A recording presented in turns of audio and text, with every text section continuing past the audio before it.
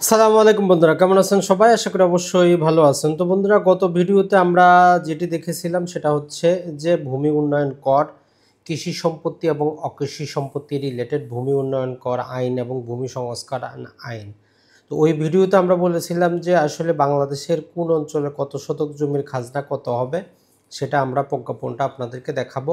তো এটা 30শে জুন 2015, মোটামুটি আজ থেকে আমরা যদি বলতে পারি প্রায় 9 বছর আগের পরিপত্র, 10 বছর হয়ে যাচ্ছে প্রায়।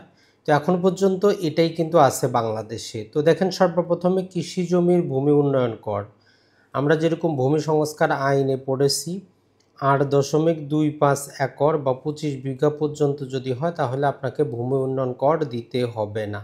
তাহলে এইটা একটু হ্যান্ড নোট করে নেন, 8.25 একর বা 25 বিঘা পর্যন্ত। বলতেছে এই মওকুফের আওতায় ইক্ষু আবাদ, লবণ চাষের জমি এবং কৃষকের পুকুর যেটা বাণিজ্যিক মাছ চাষ ব্যতীত সেটা অন্তর্ভুক্ত হবে। এখন আসি আমরা, কোনো ব্যক্তি বা পরিবার ভিত্তিক কৃষি জমির মোট পরিমাণ যদি 8.25 অর্থাৎ 25 বিঘার বেশি হয়, অথবা কোনো সংস্থা কর্তৃক যে কোনো পরিমাণ কৃষি জমি যদি অধিকৃত হলে এবং যে কোনো মালিক কর্তৃক চা, কফি, রাবার, ফুল, ফলের বাগান এবং বাণিজ্যিকভাবে মৎস্য চাষ, চিংড়ি চাষ, হাঁস মুরগি, গবাদি পশুর খামার ইত্যাদি বিশেষ কাজে ভূমি ব্যবহার করলে উক্ত প্রকার ভূমির পরিমাণ যাই হোক না কেন সম্পূর্ণ জমির উপর ভূমি করের হার বাৎসরিক 2 টাকা হবে। অর্থাৎ এটা মনে রাখবেন, আপনি যদি মৎস্য চাষ করেন বাণিজ্যিকভাবে, চিংড়ি চাষ, হাঁস মুরগি, গবাদি পশু ইত্যাদি যদি আপনি করেন, তাহলে সেক্ষেত্রে আপনার প্রতি শতাংশ 2 টাকা হারে দিতে হবে। আর যেটা হচ্ছে যে আমরা উপরে যেটাই পড়লাম, যেখানে কৃষি জমিতে খাজনা দেওয়া লাগে না, তবে বাৎসরিক 10 টাকা আবশ্যিকভাবে আদায় করতে হবে। তাহলে মূল জিনিসটা বুঝলাম, কৃষি জমির ক্ষেত্রে 25 বিঘা পর্যন্ত খাজনা মওকুফ, তবে বাৎসরিক 10 টাকা দিতে হবে। আর 25 বিঘার বেশি হইলে অথবা সংস্থা হইলে যে কোনো পরিমাণ হোক, অথবা যদি আপনি বাণিজ্যিকভাবে মাছ চাষ, চিংড়ি চাষ, হাঁস মুরগি, গবাদি পশু ইত্যাদি যদি আপনি চাষাবাদ করেন তাহলে প্রতি শতাংশ 2 টাকা হিসেবে দিতে হবে।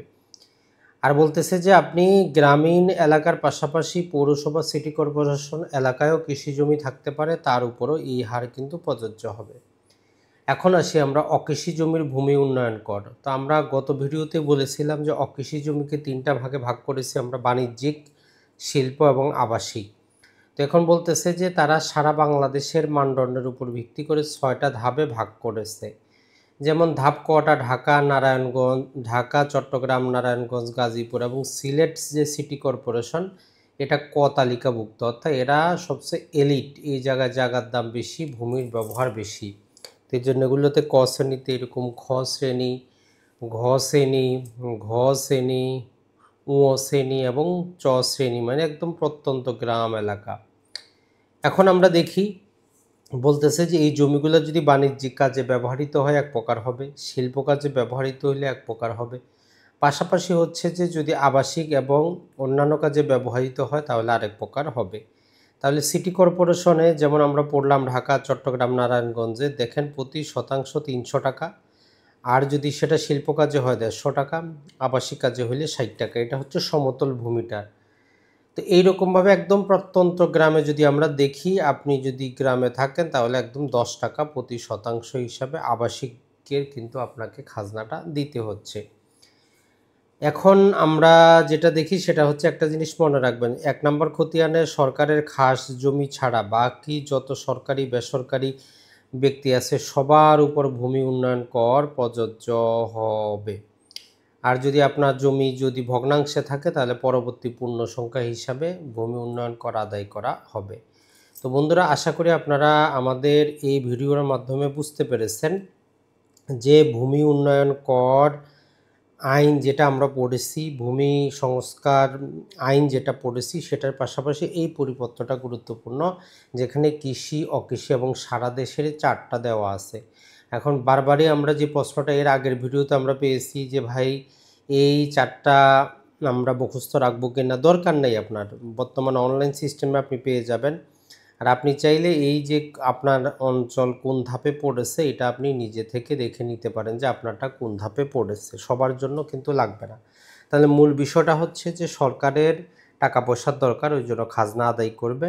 খাজনা আপনার শুধুমাত্র ছাড় হচ্ছে সরকারের খাস জমির খাজনা লাগে না, আর এটা ছাড়া 25 বিঘা পর্যন্ত যদি আপনার কৃষি সম্পত্তি হয় আপনাকে কোনো ভূমি উন্নয়ন কর দিতে হবে না। তো বন্ধুরা, ভালো থাকবেন, সুস্থ থাকবেন। আসসালামু আলাইকুম।